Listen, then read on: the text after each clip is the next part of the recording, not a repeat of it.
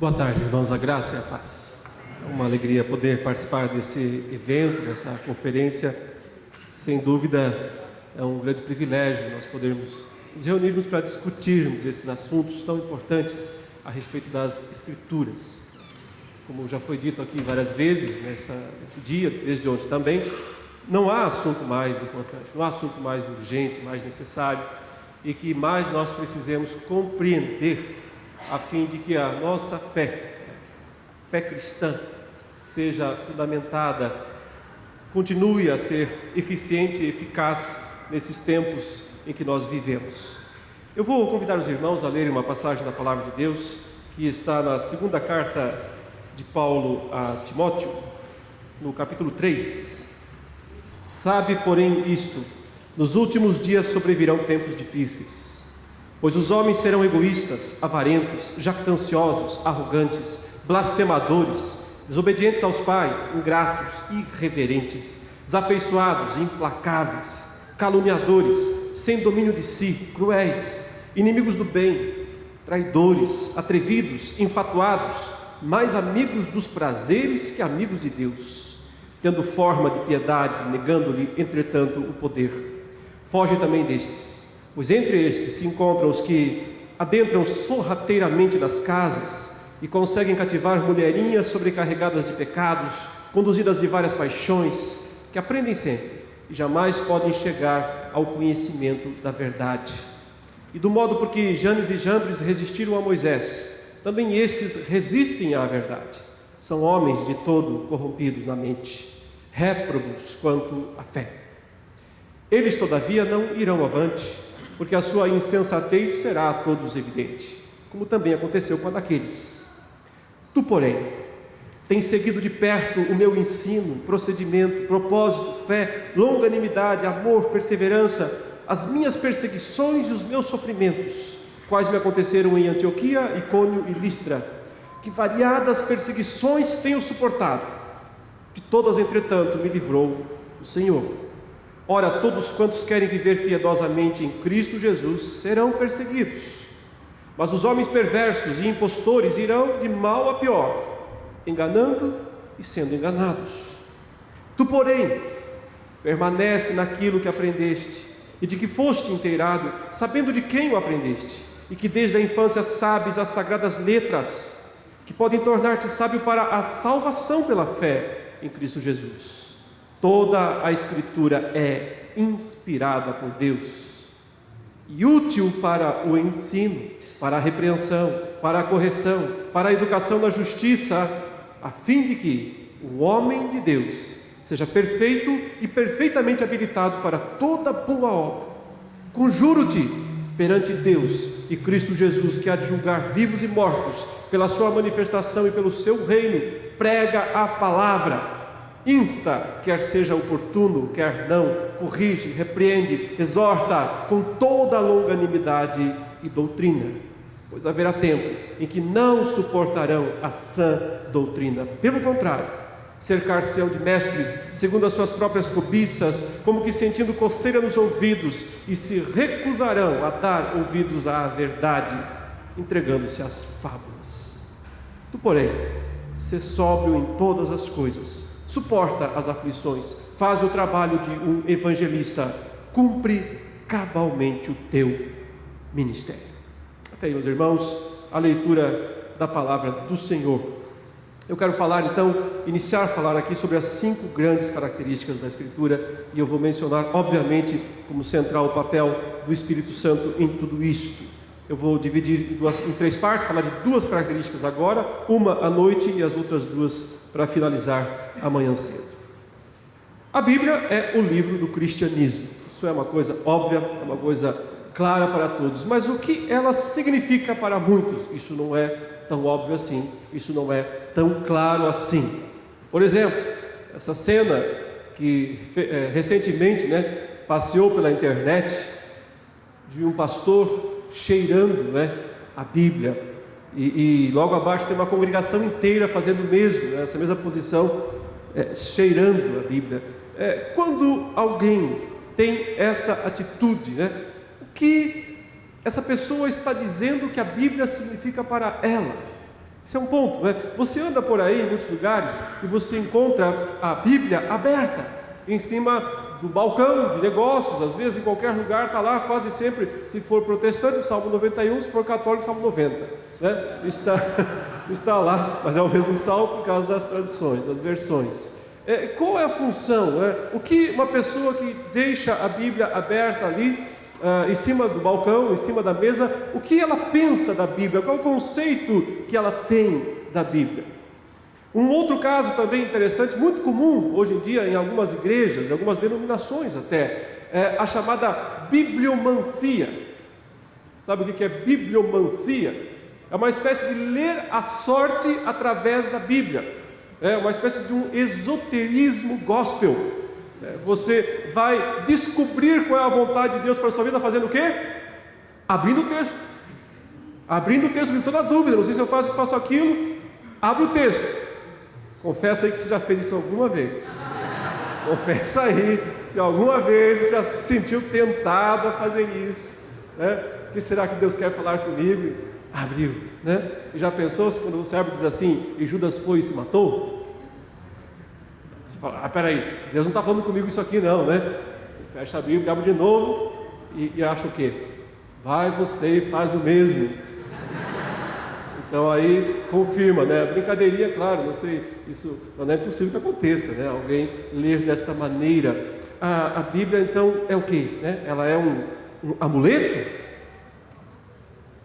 Cocaína? Qual é a imagem? Né? O que passa da Escritura quando alguém usa ou se relaciona com a Bíblia desta maneira? Essa é a questão que nós precisamos então pensar. Será que por aí, né? Será que esse é realmente o objetivo de Deus ao nos dar esse livro sagrado? Eu quero falar bastante sobre o capítulo 3 de 2 Timóteo. Nós já lemos aí até o versículo 6 do capítulo 4 e já foi falado aqui várias vezes, eu não vou chover no molhado, a respeito da questão de abordar a Bíblia com a perspectiva de fé. Nós não temos que nos envergonhar disso.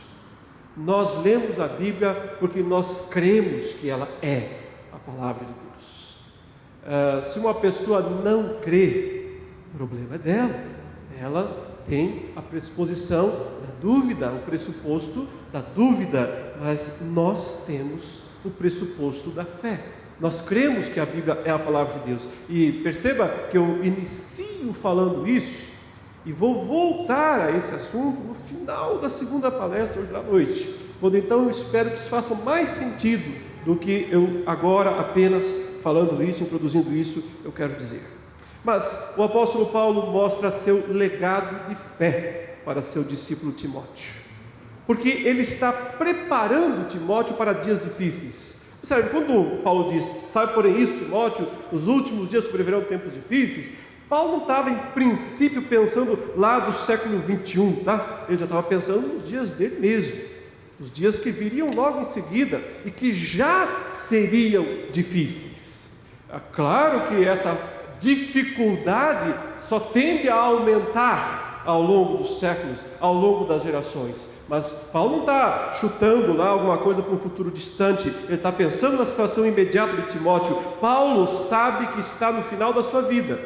Ele mesmo relata isso, olha, combati o bom combate, completei a carreira, guardei a fé, agora só me resta, né, ser promovido para a glória. Ele sabe que isso vai acontecer em breve, como de fato aconteceu. O que ele quer é preparar Timóteo para enfrentar as dificuldades que surgirão quando ele não estiver mais presente, para poder ajudar Timóteo a enfrentar essas dificuldades. Timóteo parece ser um discípulo tímido, ele transmite isso, ou seja, Paulo transmite isso através de suas cartas, mostrando que Timóteo é um pouco indeciso, é um pouco vacilante, é um pouco tímido, mas tem muita qualidade pelo Espírito Santo também na vida dele. Por isso Paulo não desiste e vê em Timóteo quase que um sucessor. Os nomes são comparáveis na história da igreja, é claro, um é um apóstolo, outro é um discípulo, mas cabe muitas vezes a pessoas não tão capacitadas continuar a obra iniciada por grandes vultos, e elas têm que fazer isso com o poder de Deus, mas também com a firmeza que só pode ser encontrada na palavra de Deus. Paulo usa aqui um termo interessante, ele fala difíceis, né? É um termo grego, kalepoi, que significa furioso, significa extremamente maligno. Aliás, o termo é usado mesmo para descrever a atitude daqueles dois endemoniados lá dos gadarenos, em Mateus 8, 28, que eles vêm ao encontro de Jesus saindo dos túmulos, saindo dos sepulcros, sobremodo furiosos, é a expressão utilizada, e é isso que Paulo está falando. Os últimos dias serão furiosos, serão difíceis, turbulentos, quase que insanos, como aqueles endemoniados de fato se apresentavam como dominados por forças hostis. Por quê? Ele diz: por causa dos homens. Porque os homens, não é porque a natureza vai ser conturbada, não é porque o efeito estufa, não é porque, sem descartar essas coisas, evidentemente, mas o problema não é o mundo, o problema são os homens. Os homens serão. E aí o apóstolo Paulo faz uma lista nada agradável, né? Nunca vi acumular tanta palavra ruim, uma atrás da outra. Paulo está no final da vida dele, ele já conseguiu identificar muita coisa, né? E ele começa a usar esses termos tão pesados. Ele diz: os homens serão egoístas. Egoístas quer dizer, somos a si mesmos, né? Egocêntricos, serão avarentos, é uma palavra bem parecida no grego, amam só o dinheiro, serão jactanciosos, né? Se orgulham demais, arrogantes, blasfemadores, desobedientes aos pais. Vai fazendo uma lista aí, acumulando palavras umas acima das outras, mostrando realmente o que nós definimos em teologia reformada como depravação total, a realidade dos seres humanos. Porém, e isso é assustador, ele não está falando do mundo, ele está falando da igreja. Porque olhar para esses adjetivos, né, negativos aqui, e pensar que essa é a realidade do mundo, tranquilo, é isso mesmo, o mundo nós vai ter dificuldade, é isso mesmo. Mas olhar e dizer: gente, isso aqui é a descrição da igreja, isso aqui é a descrição do povo que se diz de Deus. E é isso que Paulo está dizendo. E ele vai então listar 7 qualidades, características assim desses homens. Ele vai dizer: sim, porque eles têm só uma aparência de piedade.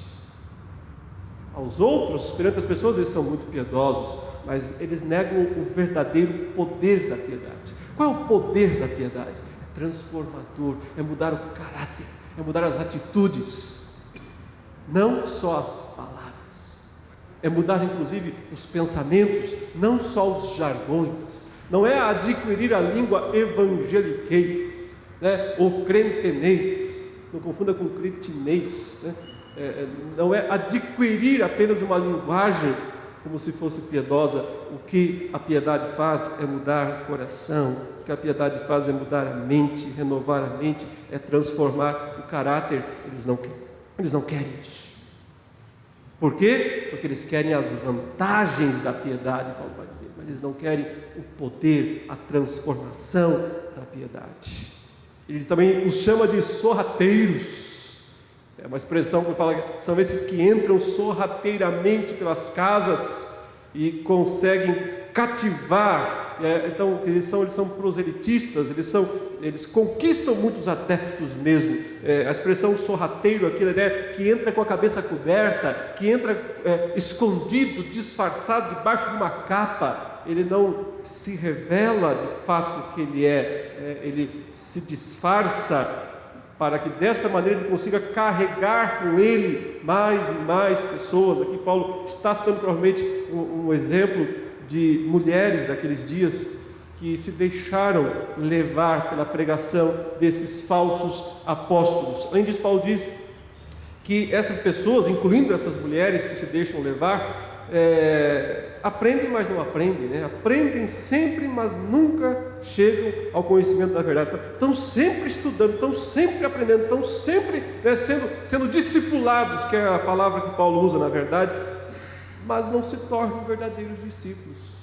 não conhecem de fato e de verdade a Escritura. Por quê? Porque no fundo eles são resistentes à verdade. Eles criaram uma couraça, eles ficaram com o couro empedernido, eles não permitem que a verdade adentre, ultrapasse as camadas, as barreiras construídas para que o coração não seja atingido. São resistentes à verdade e são, na verdade, como Paulo vai dizer mesmo aí, reprovados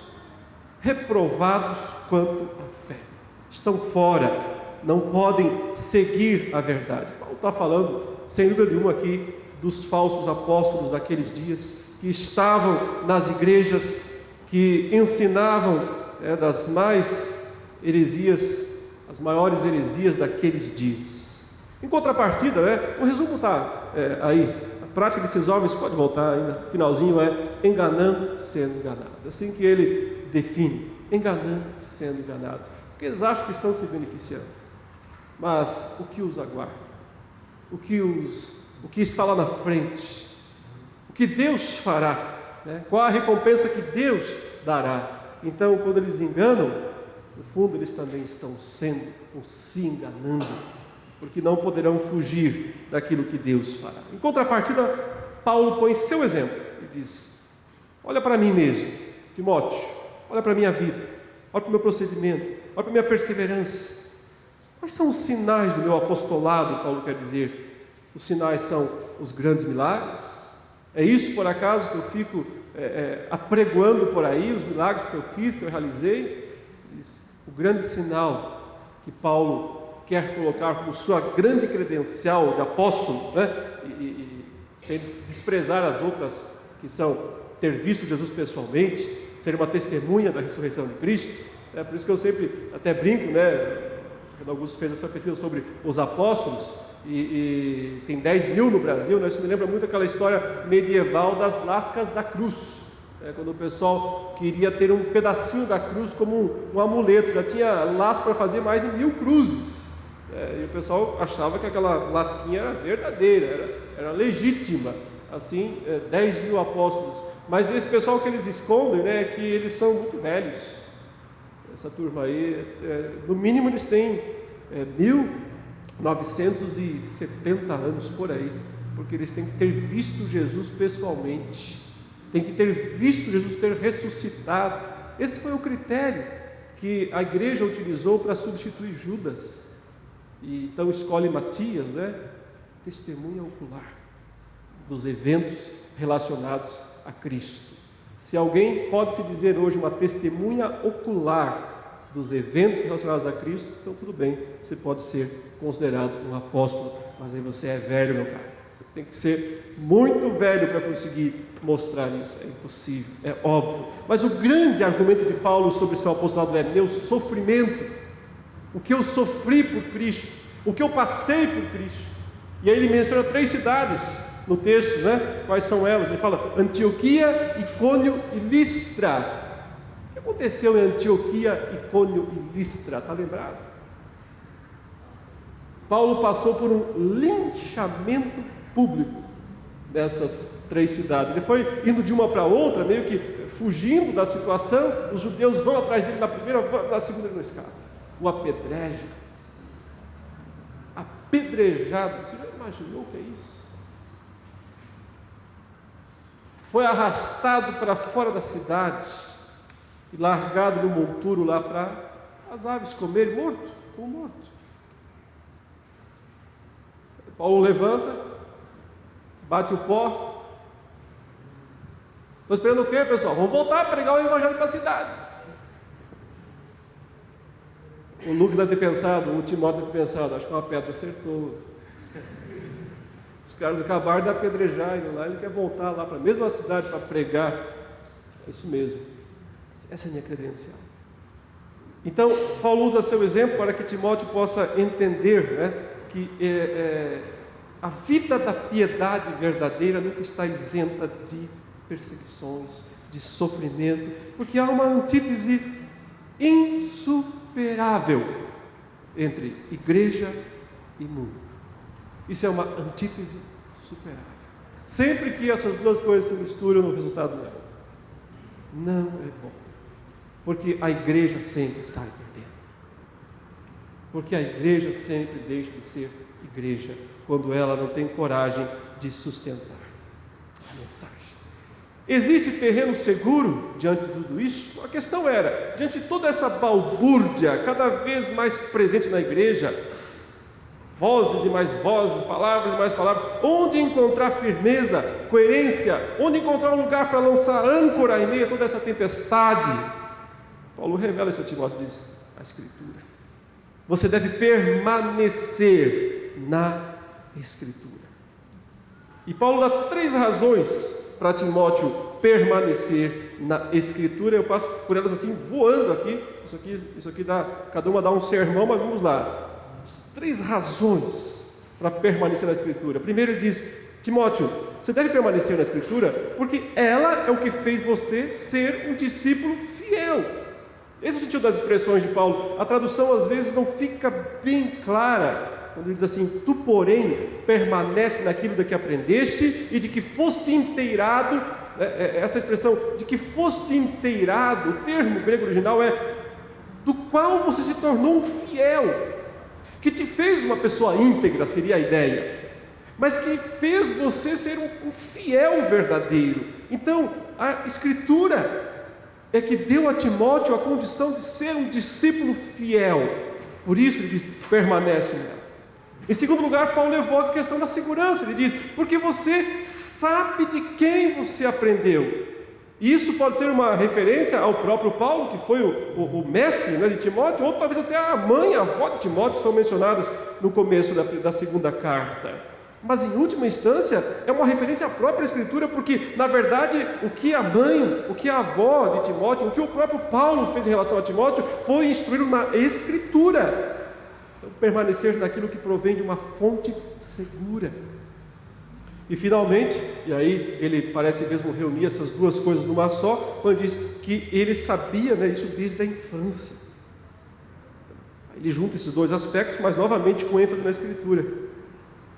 Há tantos cristãos que foram educados por famílias crentes, aprenderam a ler a Bíblia desde pequeno, foram ensinados, aí depois crescem, vão atrás de visões, sonhos, coisas vazias, coisas dúbias, coisas extremamente frágeis da perspectiva da certeza, da realidade, deixando de lado o grande patrimônio, o grande tesouro que tem desde a infância, as sagradas letras.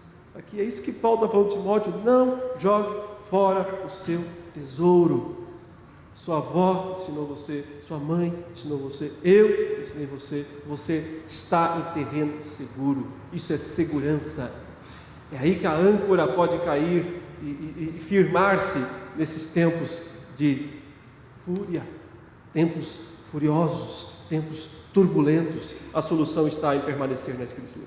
E aí vem as 5 grandes características da Escritura que Paulo lista aqui a partir do versículo ainda no 15. Observe, ele diz: e que desde a infância sabes as sagradas letras, que podem tornar-te sábio para a salvação pela fé em Cristo Jesus. Toda a Escritura é inspirada por Deus, útil para o ensino, repreensão, correção e educação na justiça, a fim de que o homem de Deus seja perfeito e perfeitamente habilitado para toda boa obra. Vamos ver então as duas primeiras agora, as duas primeiras grandes características da Escritura. A primeira é justamente o fato de que Paulo chama a Escritura de sagradas letras, e que desde a infância sabes as sagradas letras. A importância disso é muito grande, passa despercebido, mas quando nós, a partir do século XVIII, XIX, e até o século XX, começamos a ser atacados pelos movimentos liberais e neoliberais, que de um jeito ou de outro tentam desvincular a palavra de Deus da Bíblia em si, do livro em si, então nós percebemos que aqui está mais uma vez a âncora, aqui está mais uma vez a segurança. A gente sabe de situações em seminários teológicos, de professores que querem assim, digamos, intrigar os seus alunos e desafiar os seus alunos a uma nova compreensão da Escritura, pegam a Bíblia, o livro, botam no chão e pisam em cima. E dizem: isso aqui é só papel, isso aqui é só capa, isso aqui é só tinta, isso aqui não é a palavra de Deus. Pisa na Escritura: eu posso fazer porque isso aqui é só um livro. Você tem que dessacralizar esse livro, porque o que importa não é ele, não é o que está aqui, o que importa é a palavra de Deus, que não pode em última instância ser de fato contida num livro, porque ela extrapola, porque ela é maior e assim por diante. Como já foi mencionado, lembramos aqui daquele velho slogan do liberalismo. Só um resumo, porque a gente às vezes acha que são termos conhecidos, às vezes não são. Claro, quem estuda seminário sabe o que é isso, mas há membros de igreja que às vezes não têm esse contato. O que é o liberalismo teológico? Em si foi um movimento que iniciou lá no século XVIII, quando o iluminismo se estabeleceu mundialmente falando, com aquelas máximas do tipo: só é verdade aquilo que puder ser comprovado objetivamente, cientificamente. Portanto, a Bíblia pode ser comprovada cientificamente? Não, então ela não é verdadeira. A existência de Deus pode ser comprovada cientificamente? Não, então não é verdadeiro. Os milagres podem ser comprovados cientificamente? Não, não pode. Então não temos que pensar nisso. Então os teólogos, chamados liberais, o que eles fizeram? Eles pensaram assim: e agora? Acabou a igreja? Acabou a teologia? O que vamos fazer? Como é que nós vamos salvar a fé? Bem intencionados, mas de boa intenção, você já sabe. Bem intencionados, eles disseram o seguinte: vamos adaptar a teologia aos ideais do mundo moderno. Então, vamos abandonar esses conceitos aí de inspiração verbal, ou seja, que Deus falou verbalmente, e assim a Escritura é um registro verbal das palavras de Deus. Vamos eliminar esses conceitos e vamos manter uma ideia mais próxima daquilo que o mundo crê, que a Escritura é um registro das experiências religiosas daquele antigo povo semítico, o que eles pensavam sobre Deus. No entanto, embora ela não seja um livro perfeito, infalível, inerrante, ela tem muitas coisas boas. Então, o que o velho liberal fazia é o seguinte: tudo aquilo que é sobrenatural na Bíblia, você faz o quê? Risca. Porque isso não se enquadra ao pensamento moderno, isso não se enquadra às descobertas científicas, ao mundo tecnológico. Então, se há uma referência na Bíblia a um evento sobrenatural, isso é um mito, é uma lenda. Então vamos demitizar a Bíblia, ou seja, tirar os mitos da Bíblia. Sobra o quê? As mensagens que falam assim: ame o seu próximo, faça o bem às outras pessoas, seja um bom cidadão, seja uma pessoa responsável, ajude quem precisa, dê esmolas. Então, mantém-se a ética da Bíblia, mas tira-se completamente o elemento sobrenatural. Então, se o velho liberal estivesse lendo lá a ressurreição de Lázaro, tira, pode cortar, corta e recorta. Mas quando ele chega lá e fala assim: ame o seu próximo como a si mesmo, ele: palavra de Deus, isso é palavra de Deus, ajude quem precisa, palavra de Deus. Qual é o padrão, portanto, para definir o que é palavra de Deus e o que não é palavra de Deus? O homem, o próprio homem, ele que decide. Eu sou o método, eu sou o método, eu defino. Por isso que às vezes se fala que o liberalismo dizia: a Bíblia contém a palavra de Deus. Alguma coisa mas não tudo. E se você quer saber qual é a diferença do liberal para o neo-ortodoxo, e aí quando a gente fala em liberal, a gente está falando de Adolf von Harnack, Albert Ritschl, Friedrich Schleiermacher. Desses são os liberais. Quando a gente fala de neo-ortodoxos, estamos falando de Karl Barth, Rudolf Bultmann, Emil Brunner, esses teólogos do século XX, que para muitos aqui talvez não signifique nada, mas aí você faz de conta que, deixa levar, passa aí, dá um desconto para o pregador. Mas o que esses novos, os chamados neo-ortodoxos faziam? Então, só para pegar o caso específico do Rudolf Bultmann, ele dizia o seguinte: não vamos demitizar a Bíblia, Vamos desmitologizar. Não entendi nada, o que é isso? É o seguinte: demitizar é cortar o mito da Bíblia e tirar fora e ficar só com a mensagem ética. Tá bom? Isso é demitizar. Não vou fazer isso não, porque a Bíblia está aí e nós temos ela, nosso patrimônio, nosso tesouro, nós temos que respeitá-la. Vamos então desmitologizar. Quer dizer o quê? Vamos interpretar o mito. Continua sendo mito. Vamos interpretar o mito.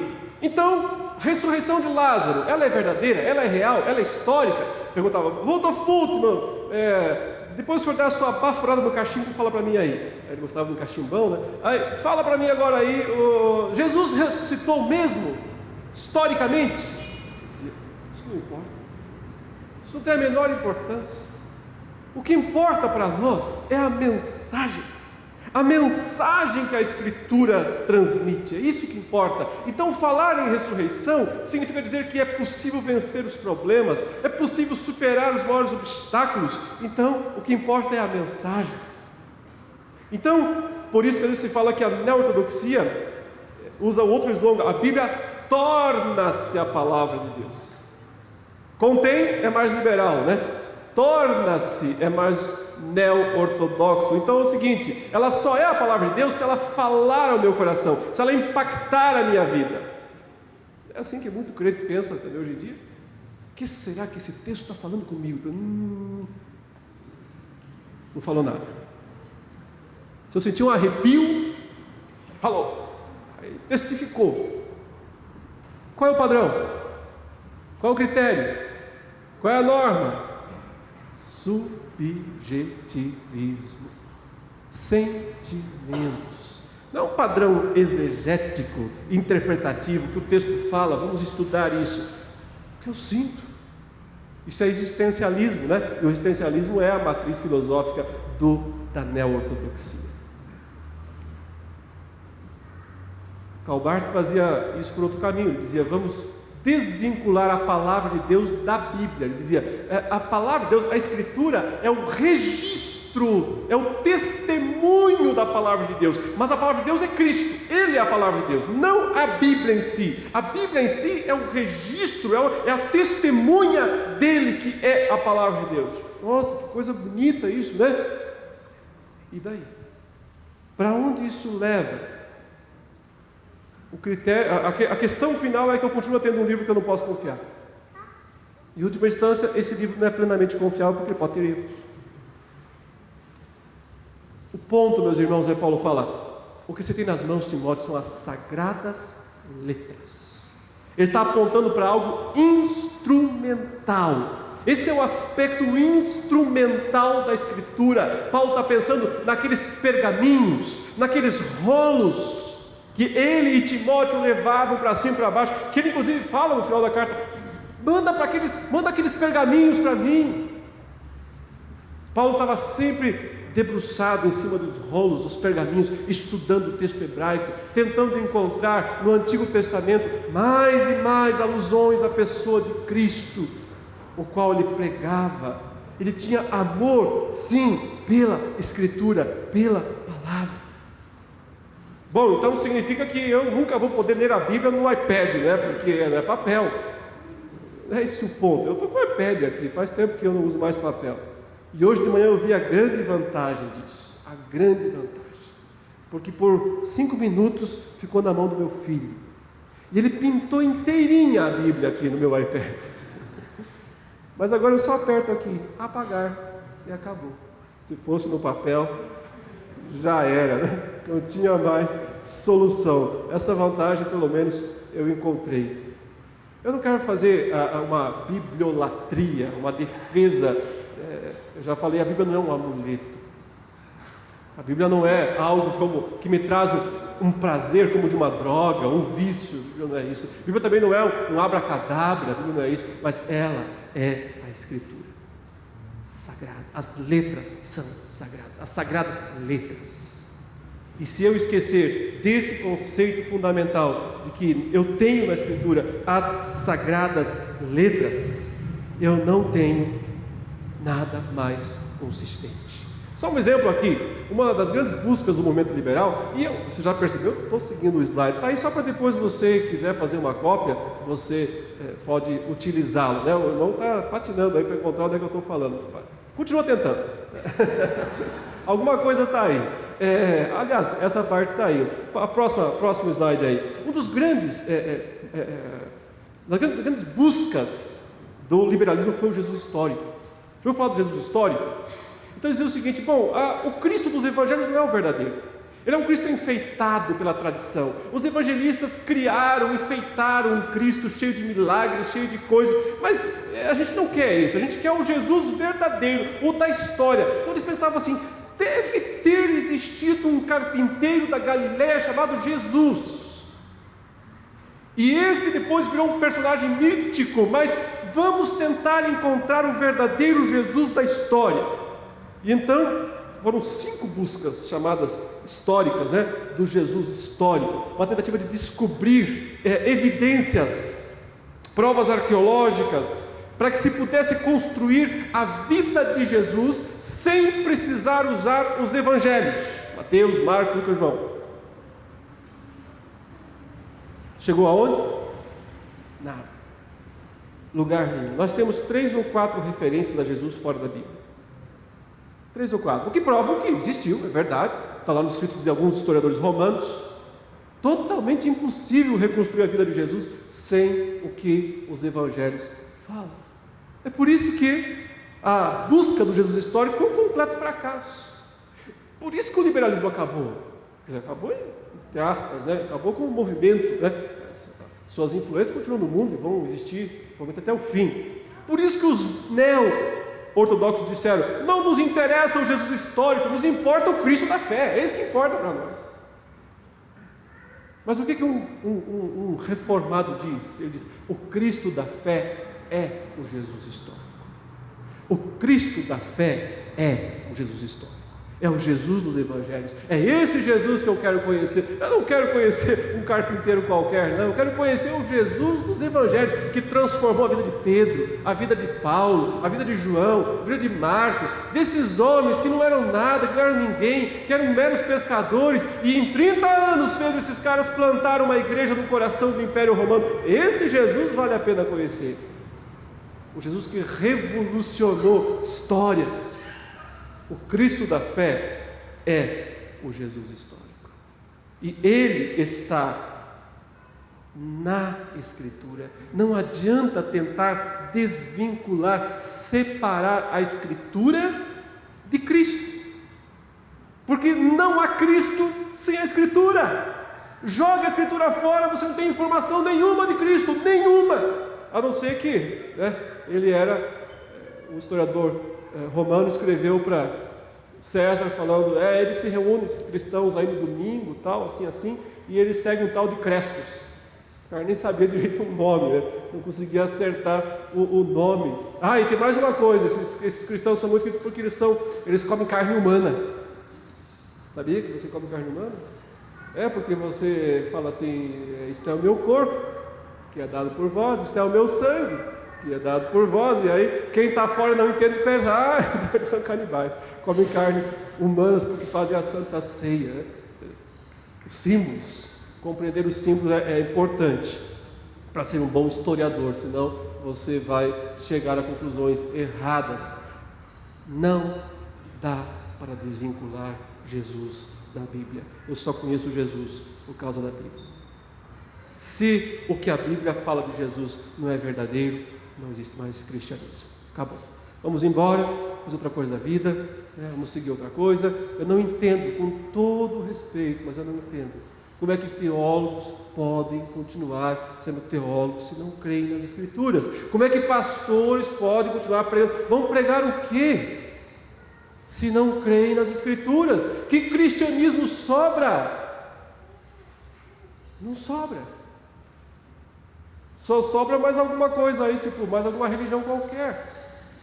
O que faz o cristianismo único, diferente de todas as outras religiões, é Cristo, a pessoa dele, é o encontro com Ele. Mas eu só tenho esse encontro através das Escrituras. É por isso, meus irmãos, que as Escrituras são essenciais, porque elas são as sagradas letras. Em segundo lugar, a segunda grande característica das Escrituras é: as Escrituras conferem poder de saber como ser salvo. É isso que Paulo fala a Timóteo, diz que tu sabes as Sagradas Escrituras que podem tornar-te sábio para a salvação pela fé em Cristo Jesus. As Escrituras são essenciais, são importantes demais, porque elas conferem o poder de saber como ser salvo.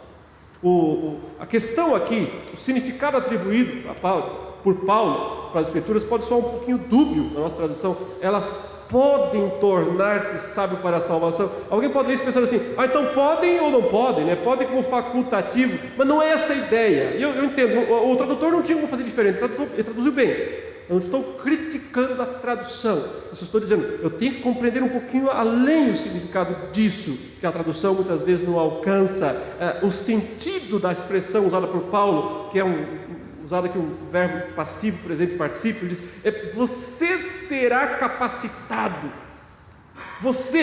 Elas capacitam você a tornar-se sábio para a salvação. Sábio na prática, não só teoricamente, mas concretamente. Ser salvo pela fé em Cristo Jesus. E isso, meus irmãos, é talvez a coisa mais importante a falar agora aqui neste momento. Porque qual é a função das Escrituras? Qual é o grande objetivo das Escrituras? Salvação. Elas não são um compêndio de geologia, de astronomia, de física ou qualquer outra ciência. Mas a Escritura é a revelação divina sobre como os homens podem ser salvos. Com isso, eu não estou dizendo que a Escritura ensina inverdades, mentiras a respeito das outras coisas. Eu estou dizendo, não é o foco da Escritura, não é sua preocupação. Ela não tem compromisso de ensinar toda a verdade sobre todos os assuntos genéricos da existência. Ela ensina toda a verdade sobre salvação. E se eu não entendo isso, eu posso caminhar por alguns labirintos que não serão muito oportunos para o crente. Entrar em diálogos infrutíferos muitas vezes com a ciência. E aqui nós voltamos àquele ponto já abordado sobre o que quer dizer que a Bíblia é inerrante. Quando se fala que a Bíblia é inerrante, se quer dizer que em tudo que ela ensina, seja religioso, seja moral, seja social, seja físico, ela é verdadeira, ela é livre de erros. Mas não significa que a Escritura diga toda a verdade sobre tudo que ensina, mas que em tudo que ela ensina, ela diz a verdade. A inspiração da Bíblia não exige que ela use linguagem científica em suas afirmações, até porque isso seria algo anacrônico, Ciências são modernas. A Bíblia é um livro antiquíssimo. A linguagem da Bíblia é a linguagem do homem comum.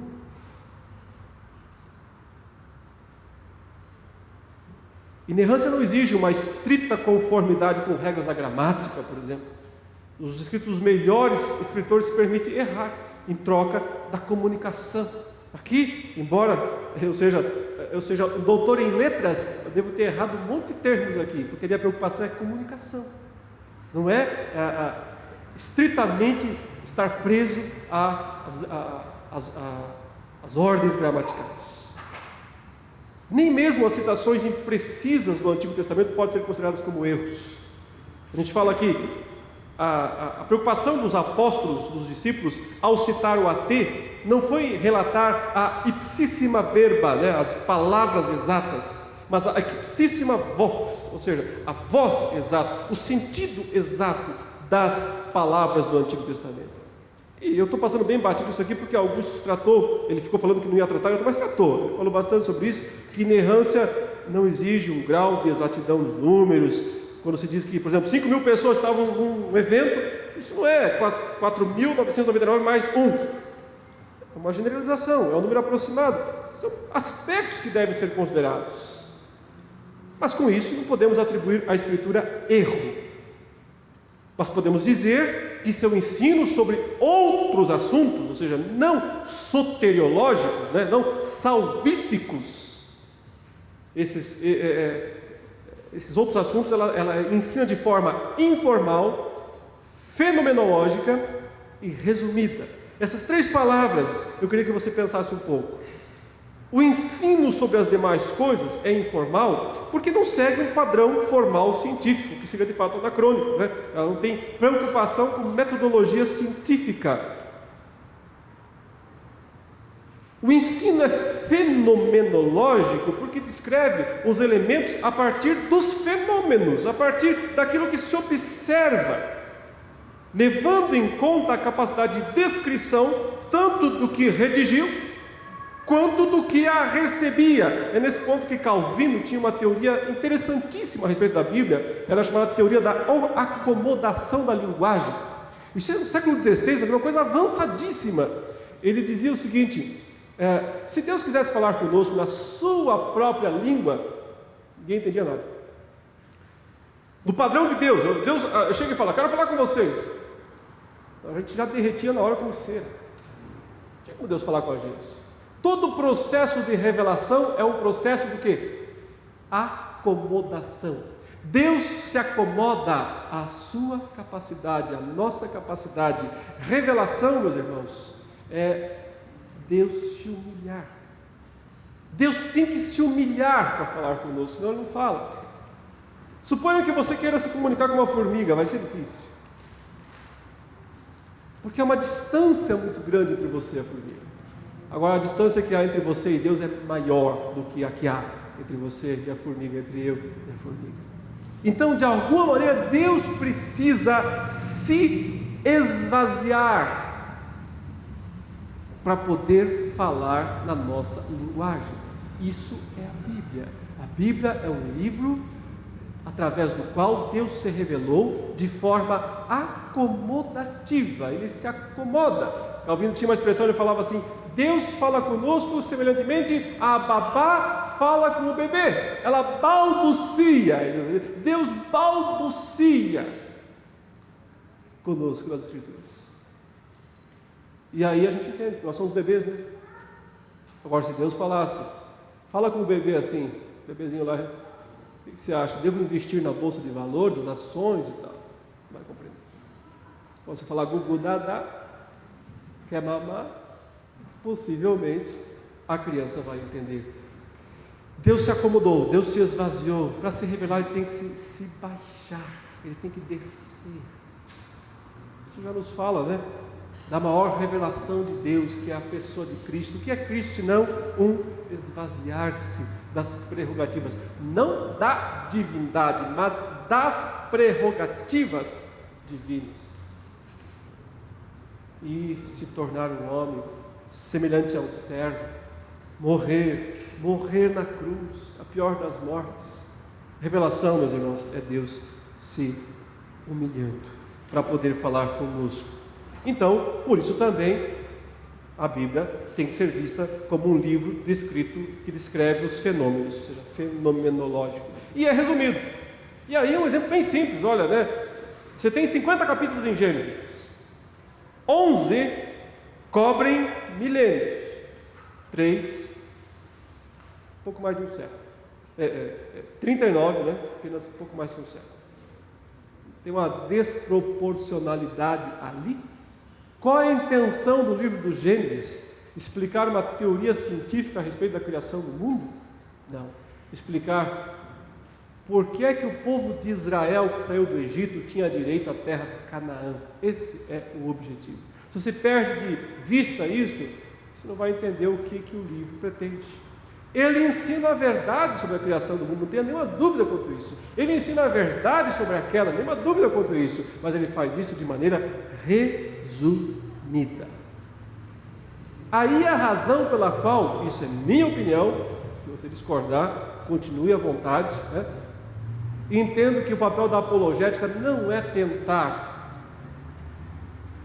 encaixar a narrativa bíblica com as descobertas científicas. Porque se eu faço isso, de certa modo, eu estou rebaixando a teologia a serva da ciência. E amanhã, aquela descoberta científica que eu estou usando para tentar harmonizar com a Bíblia é rebatida por uma nova descoberta. E aí eu perdi todo o trabalho. Tenho que voltar a fazer tudo de novo. Se eu entendo o propósito, o significado, o objetivo do texto bíblico, eu tenho muito mais tranquilidade de manter o meu pressuposto de fé, entendendo o objetivo do texto, para onde ele me leva, mantendo a minha cosmovisão perfeitamente intocável. A Escritura é terreno sólido, mas tem que saber como usá-la. E o objetivo principal da Escritura é salvação. Concluindo essa primeira parte, meus irmãos, em meio aos tempos turbulentos, desde Timóteo até hoje, a Escritura é a âncora da salvação, porque são as sagradas letras, confiáveis e poderosas para salvar. Essas duas palavras se destacam até aqui: fiéis, sagradas letras, e poderosas, capazes de salvar todos aqueles que se aproximam delas com fé e pela fé. Que Deus nos abençoe, em nome de Jesus. Perguntas? Vocês querem aproveitar? Acho que trocar os microfones aqui.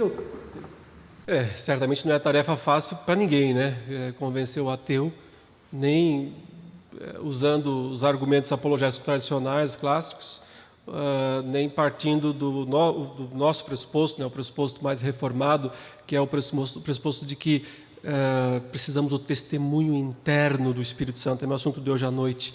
Quero abordar um pouco mais sobre o testemunho interno, do Espírito Santo.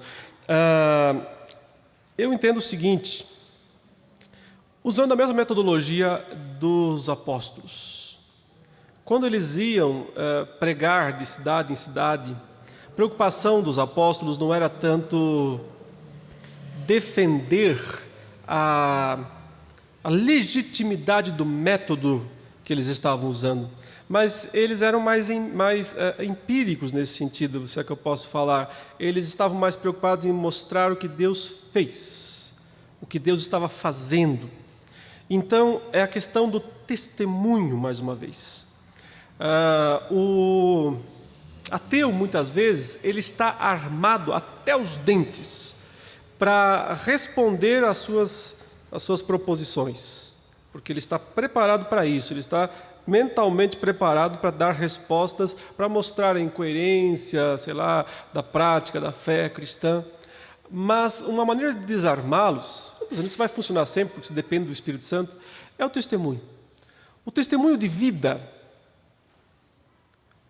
fala mais alto, muitas vezes, do que as formulações proposicionais, de tentar mostrar: olha, esse seu pensamento está errado, aqui está a tese, aqui está a antítese, não vamos chegar a nenhuma síntese mesmo. Então, muitas vezes, a melhor maneira é mostrar que Deus, o que a fé produz na minha vida. Isso é real, isso é verdadeiro. Pode parecer subjetivo, porém, o cristianismo evoca ser a religião que transforma as pessoas. Então, se de fato eu mostro transformação na minha vida, eu estou mais preparado para testemunhar de Jesus. Eu já segui muitas vezes nesses debates os argumentos racionais. Quase sempre eu já até faço uma ressalva no começo. Eu digo: olha, eu poderia utilizar argumentos racionais para tentar mostrar para você a importância da Bíblia. E aí eu quase que parafraseio Calvino, porque é exatamente o que Calvino fala. Eu poderia acumular uma série de provas aqui para você. Por exemplo, que a Escritura é confiável, que ela tem o mesmo estilo, que foram 40 autores em 1.500 anos, não tem contradição, que ela tem mais de 5.000 cópias, é o documento histórico mais comprovado da história da humanidade, não tem nenhum outro que chegue perto, ao ponto de que, se o que a Bíblia relata, se a fundamentação teórica da Bíblia não pudesse ser aceita numa perspectiva científica, toda a história antiga tinha que ser abandonada, porque a evidência que os historiadores têm dos eventos antigos não chega a 5% do que nós temos em termos de teoria documental do texto do Novo Testamento. Eu poderia usar esses argumentos, mas eu sei que esses argumentos não vão convencer você. Mas eu sei de quem pode convencer você: o Espírito Santo. Porque eu reagia a esses mesmos argumentos. E eu sei que eu tinha 1.500 argumentos contra, mas um dia, meu caro, um dia o amor de Deus me alcançou de uma maneira irresistível. Se você quer crer nisso ou não, eu não posso te obrigar. Eu só sei que eu sei, porque eu creio. E essa fé tem sido o sustento da minha vida em todo esse tempo. Podemos continuar falando de provas documentais, podemos continuar falando de evidências do design inteligente, podemos continuar falando da racionalidade do criacionismo. Eu até tenho um capítulo no meu livro sobre isso, a racionalidade do criacionismo. Podemos falar sobre isso, mas via de regra esses argumentos são muito bons para os crentes, porque eles já creem. Então eles só reforçam a fé, até porque eu sigo aquela velha definição de Anselmo da Cantuária sobre o que é teologia. Teologia é fé em busca de compreensão. É compreensão em busca de fé. Tem muita gente que acha que eu não estou muito crente aqui, vou estudar teologia para ver se eu viro crente. Vai ficar mais incrédulo. Teologia é fé em busca de compreensão, ou seja, eu creio para compreender, eu já creio. Agora eu quero compreender mais. Aí a teologia é maravilhosa. Ela vai te dar muitos recursos para a sua fé ser mais robusta, para ela ser mais inteligente, mais articulada, menos contraditória. Você vai ter tudo isso. Mas não vai produzir fé. Porque o que produz fé é o Espírito Santo. A fé e o arrependimento são dons de Deus. Então eu não quero desprezar a apologética tradicional. Eu só acho que eu não posso perder tempo demais com isso e me esquecer de pregar e de falar do Evangelho que transforma, que é o poder de Deus para a salvação de todo aquele que crê. Primeiro do judeu, que era por natureza muito mais experiencialista, mais místico, e segundo do grego, que era o quê? Racionalista, filósofo. O Evangelho salva os dois. É o poder de Deus para salvar os dois. Mas o que salva é o Evangelho. Então não adianta eu ficar debatendo teorias infinitamente com os ateus e não pregar para eles o Evangelho. É o Evangelho que transforma. Por isso que eu tenho ao longo dos tempos entendido que esse é o caminho bíblico para se fazer apologética. Mas esse é um assunto muito longo, bem complexo, e que a gente não tem como abordar aqui com detalhes. Isso é só um modo de falar, grosso modo. Ok. Bom, o que é o método histórico crítico que o irmão está mencionando aqui? É um método dominante nas academias teológicas do mundo inteiro. Basicamente, ele veio para ficar desde o período do Iluminismo e até hoje ele está lá. Ele é uma abordagem científica ao texto bíblico. Então, ele tem uma preocupação em analisar se o texto que está registrado ali é condizente com a história por trás do texto. Por isso, histórico crítico. Você tem que fazer uma crítica histórica do texto. Qual é o problema? Geralmente, essa crítica histórica do texto já tem um pressuposto. Qual é o pressuposto? Esse texto não é confiável. Ora, então você sempre vai encontrar mais e mais razões para ele não ser confiável.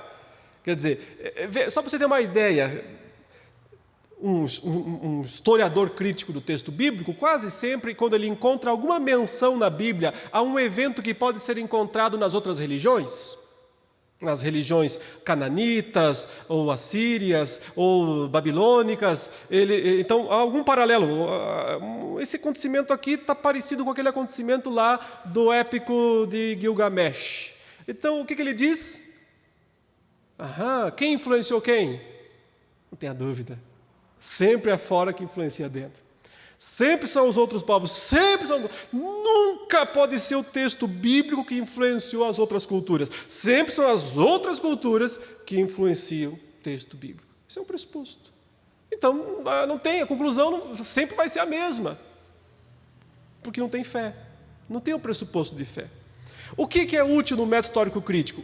A história, preocupação com a história, isso é importante. Então, eu tenho que entender a história por trás do texto.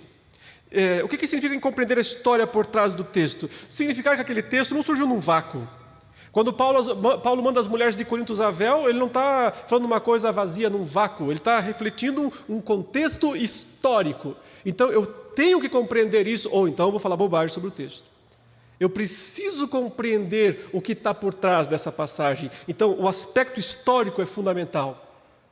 Por isso que nós entendemos, eu pessoalmente gosto de fazer exegese ou hermenêutica da perspectiva histórico, gramático, literário, teológico. São 4 aspectos que eu não posso desconsiderar. O aspecto histórico, o aspecto gramatical, ou seja, o texto em si mesmo, suas nuances gramaticais, que me dão traduções A ou B. Os aspectos literários, ou seja, o que é literatura nesse texto? Então, o que é um salmo, o que é um provérbio, o que é um texto apocalíptico? E quais são as regras para interpretar textos apocalípticos? Eu não posso olhar para o Apocalipse e dizer que os eventos lá são literais. São simbólicos. Preciso respeitar o gênero apocalíptico. Se eu não respeito o gênero apocalíptico, eu vou criar alguns monstrengos ali a partir do texto apocalíptico. Então, eu preciso fazer exegese histórico, gramático, literário e teológico. O que é teológico? É entender como é que esse texto se relaciona com todos os outros textos da Bíblia. Cânon, eu tenho 66 livros. Então, o que esse texto tem a me dizer com relação ao restante da Bíblia? Eu preciso dessas 4 ferramentas para chegar a um entendimento mais apropriado da Bíblia. E assim o método histórico crítico é útil para nós, porque ele nos mostra, nos dá algumas ferramentas para analisar historicamente o texto, mas ele é insuficiente para entender a mensagem do texto, porque ele também não tem preocupação com isso. A preocupação no método histórico crítico é entender as formas por trás do texto. Como é que o texto chegou a ser o que ele é? Então, um pedaço de lá, um pedaço de cá, alguém pegou e juntou. Sempre é isso para eles. E aí, o ponto é que isso já é uma pressuposição.